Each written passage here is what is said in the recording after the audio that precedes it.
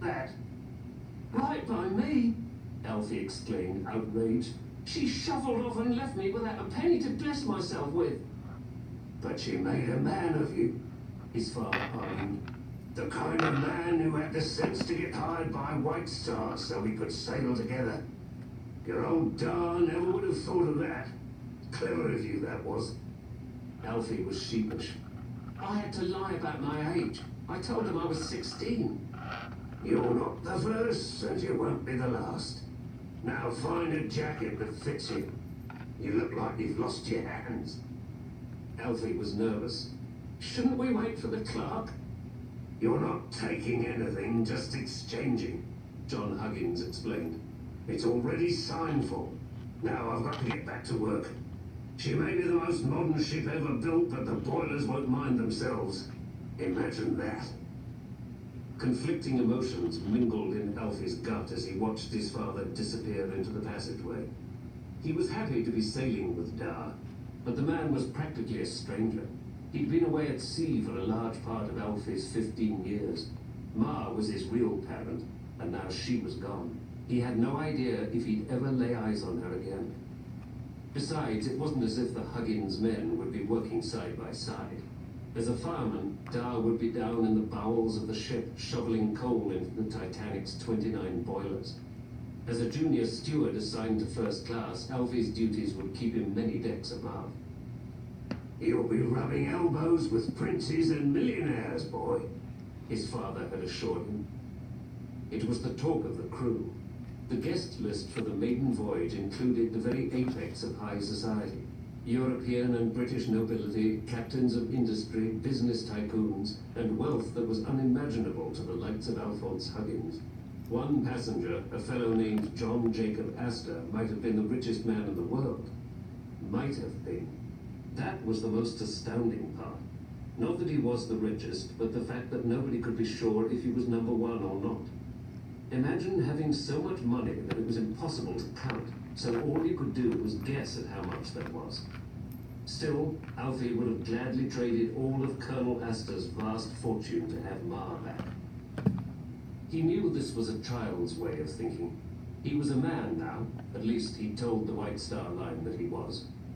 With a sigh, he began to rustle through the racks of jackets, trying on one that seemed closer to his size. His hands emerged from the sleeves. Yes, this would do. Back in the passageway, he tried to remember the quickest way back down to number 5 boiler room, where Dar would be. By strict rule, Alfie wasn't supposed to be boarding the ship until sailing day, April 10.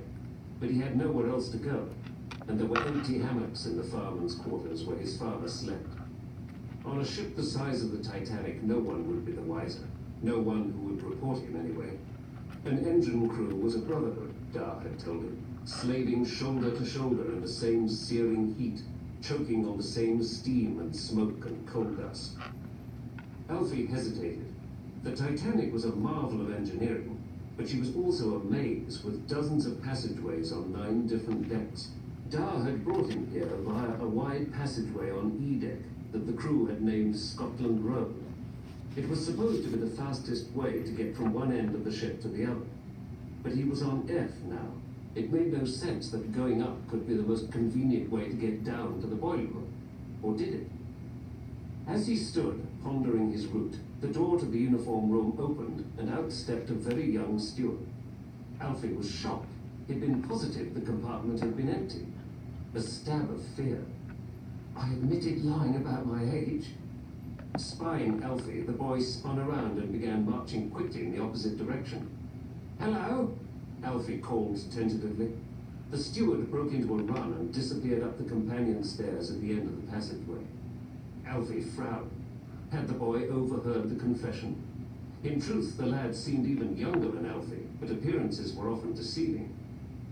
Nervously, Alfie re-entered the compartment, scanning the racks of uniforms for the steward's hiding place. He noticed the hatch leading to the deserted laundry. Had the boy come from there? Maybe he'd heard nothing at all. Alfie's eyes fell on a bundle of clothing concealed by a row of trench coats. A jacket, shirt, and trousers, worn and ragged and, he sniffed, plenty pungent too. It came to him like the pieces of a jigsaw puzzle assembling in his brain. The young steward, a stowaway? A street boy who had exchanged his rags for a crew uniform in order to pose as a White Star employee? I must tell an officer at once. A moment later, rational thought returned. Until April 10, Alfie himself had no business being on board. And if the word got out that he was underage, he would be put off the ship. Better not to call attention to himself. What about the old clothes? Should he just leave them here? That would alert everyone to the fact that there was a stowaway.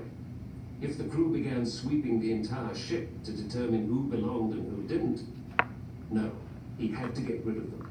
But where? The trash? They'd be noticed there as well. The image came to mind of the Titanic's 15-foot-high boilers, his father and his mates stoking fires hot enough to produce the steam to move the largest ocean liner in the world. How long could a bundle of rags last in an inferno like that?